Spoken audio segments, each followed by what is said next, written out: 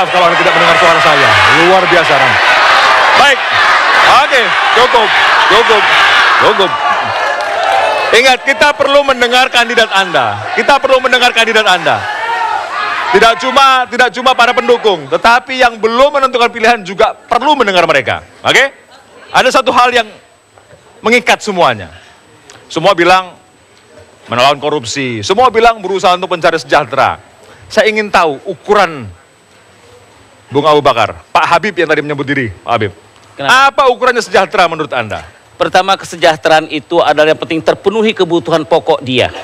Kebutuhan papan, sandang, papan, pangan dia. Paling tidak untuk 1 hari itu terpenuhi. Itulah terlepas dari kemiskinan. Anda menggunakan kata kaya. Kaya dan sejahtera 2 hal yang berbeda. Kaya materi. Mengapa Anda melihat itu? Kenapa saya katakan kayak kita ingin melepaskan masyarakat Indonesia dari kemiskinan, itu yang kita ingin keluarkan. Yang pertama adalah satu hal yang menjadi perhatian kita, di dapil saya saja menjadi suatu perbandingan antara si kaya dan si miskin itu jauh jaraknya sekali. Jadi apa hasil kekayaan itu tidak dirasakan oleh masyarakat. Itulah yang kita akan perjuangkan di sana. Saya ingin ke Pak Kasorius. Anda berada di Partai Demokrat yang sudah melaksanakan semua aktivitas di kegiatan eksekutif selama 10 tahun. Benar. Pernyataan dari Saya kira Pak Habib. pernyataannya sudah kita lakukan. Kalau kita lihat angka kemiskinan selama pemerintahan SBY sudah menurun. Memang benar, masih ada tantangan, yaitu kesenjangan ekonomi antara kaya dan miskin. Saya kira persoalan ini memang harus direspons. Tetapi yang penting adalah peningkatan kesejahteraan tidak hanya dalam arti ekonomi, tapi juga dari arti politik dalam pengertian partisipasi politik dan juga keadilan dalam artian hukum. Karena apa? Karena kemiskinan itu sebenarnya bersifat struktural akibat dari eksploitasi yang bersifat politik, di mana kaum miskin ini tidak bisa mengakses baik secara ekonomi, politik dan segala macam untuk memenuhi kebutuhannya. Oleh karenanya saya kira nggak cukup apa yang dikatakan Pak Hasbi. Ya, nggak cukup. Ini kalau hanya makan saja, orang Indonesia semua makan. Tetapi kalau setiap orang individu di Indonesia bisa mengaktualisasikan dirinya, itu lebih baik. Ya. Saya menyatakan tidak hanya makan, sandang, papan, dan pangan. Jadi semua kebutuhan manusia itu yang harus dipenuhi. Itu. Ada yang mau komentar soal sejahtera ini? Sejahtera ini ukurannya apa? Bung Karno mengatakan nation and character building. Kita harus membangun bangsa ini bukan hanya fisik. Fisik itu kita membangun jalan, jembatan, waduk, irigasi. Tetapi juga SDM, sumber daya manusia, karakternya mesti dibangun. Ini sangat penting sekali. Karakter bangsa ini adalah bangsa. Apa? Kalau perut saya lapar susah membangun karakter. Dua-duanya. Perutnya kenyang tapi tidak ada idealisme, tidak ada prinsip, tidak ada value, juga rusak semuanya. Saya pikir dua ini harus dibangun berbarengan. Jadi bagaimana harus komprehensif.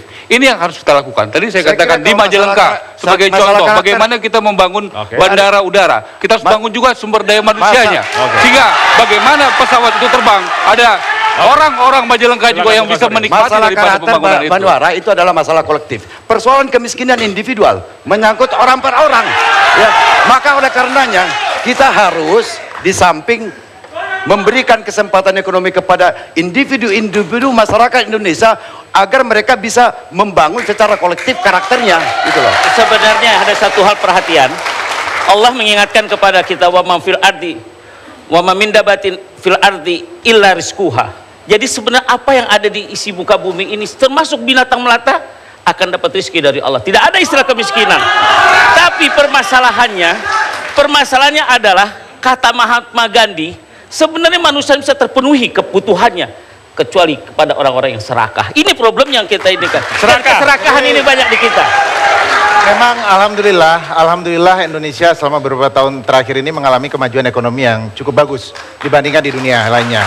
Tapi ada satu hal yang menjadi catatan, yaitu bahwa pertumbuhan ekonomi ini belum merata. Banyak masyarakat terutama di desa tidak menikmati pertumbuhan ekonomi ini, dan karena itulah kami dari Partai Golkar harus memperjuangkan dan telah melaksanakan perjuangan ini untuk terjun langsung ke tingkat desa.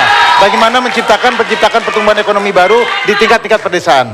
Karena itulah salah satu komitmen kami itu juga. Partai Golkar. Nanti diklaim itu milik Partai Demokrat. Saya rasa kami di sini semuanya sebagai anak bangsa, kita bersatu bersama memajukan bangsa yang kita cinta ini. Jadi semuanya bisa memiliki ide-ide yang berbeda-beda idenya, tapi kita perjuangkan bersama-sama untuk kemaslahatan masyarakat Indonesia yang kita cintai ini. Benar, saya ingin dengarkan Bung Bim. Benar.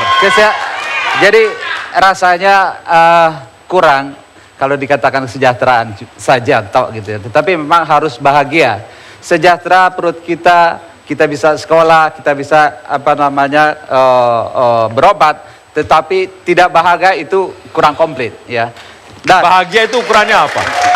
bahagia lahir, riah dan batinnya itu komplit. Nah, memang di Indonesia masih 11%-an ya. Itu masih kemiskinan itu di perkotaan masih besar sekali ya. Itu sekitar 17 juta, kalau di perdesaan itu 10 jutaan. Artinya kita harus mengikis terus menerus. Itu memang kemiskinan itu kaitannya erat dengan pendidikan Tapi saya kira dan kalau informasi. Oke. Kalau Informasi yang kebahagiaan harus langsung dialokir. itu terlalu melompat ya. Sebenarnya kemiskinan yang paling penting di situ adalah bagaimana memecahkan kemiskinan demi martabat individu, demi martabat masyarakat, demi martabat bangsa. Ya, Oke, jadi begini. oleh karenanya saya kita kira bicara ya. soal pemerataan ya. Pemerataan itu kita baru sama-sama kita bersepakat di DPR 9 fraksi ya. Bagaimana membuat undang-undang desa. Kenapa itu penting sekali? Kalau nanti rakyat desa mau sekolah mesti ke kota, ya mau ke pasar mesti di kota. Akhirnya semua harga-harga tanah naik di kota. Penduduk semuanya pindah ke kota. Ada ketimpangan. Dengan adanya undang-undang desa yang kita perjuangkan bersama, satu desa akan mendapatkan 1 miliar rupiah. Tentu infrastruktur akan lebih baik. Harus lebih konkret. Kita membuat, sebagai anggota DPR, kita harus membuat aturan yang bisa dijalankan. Dengan begitu desa akan terbangun. Nanti itu diklaim milik satu partai tertentu. Enggak, kita harus menjadi negarawan. Ya, politisi harus mentransfer menjadi negarawan. Karena itu tadi kayak katakan, ini adalah kita bersama. Kita dalam beberapa hal ya menunjukkan sebagai anak-anak muda di semua partai. Tentu ada waktunya kita bersaing. Tapi sama Tovan kita bekerja sama dalam beberapa kegiatan. Sama Bung Abu Bakar kita juga bisa begitu bersama-sama. Saya pikir acara ini juga harus menunjukkan bukan hanya perbedaan kita sebagai partai, tapi persamaan kita. Kita bisa bersama-sama. Ini kalau bersama-sama semua Saya sangat sepakat sekali. Saya- Apa kata beliau? Jadi memang kita perlu ada kebersamaan dalam banyak Ya. hal, tapi pada satu sisi lain kita tetap akan bersaing pada titik Ya. tertentu. Dalam kesempatan ini kita akan bersaing untuk merebut suara. Siapa yang percaya itu? Saya ingin memperkuat yang apa yang disebutkan oleh Bung Ara tadi. Memang undang-undang desa adalah kerja keras kita bersama. Dan ini adalah kemenangan rakyat Indonesia, terutama rakyat dan pemuda-pemudi di desa-desa. Tapi ada satu hal juga yang harus kita tekankan. Setelah undang-undang desa ini diberikan peraturan pemerintahnya, kita juga harus fokus bagaimana memberdayakan dan meningkatkan ekonomi di desa itu sendiri. Benar. Bagaimana menciptakan badan usaha milik desa Ini dan kalau sebagainya. berempat sudah sepakat, ini Gerindra kasihan nih. Dan itu dibutuhkan kerja keras kita bersama. Oke. Karena Saya kira- Indonesia ini milik kita bersama. Kalau Sama memang sekali. kita bersepakat, jangan dipaksa berbeda. Bukan. Kalau kita bersatu untuk hal yang baik kan kan boleh. ke kiri semua, yang sebelah kanannya bingung deh. Ini Nggak bingung kok. Nah, saya sepakat dengan penguatan desa.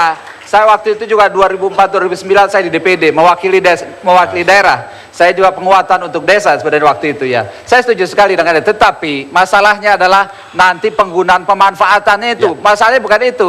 Nanti dikorupsi lagi. Bagaimana? Saya kira sangat saya sangat sepakat dengan Marwarar bahwa kesenjangan itu harus diatasi. Iya. Dan lalu undang-undang pemerintahan desa yang memberikan dana kepada desa itu sudah baik.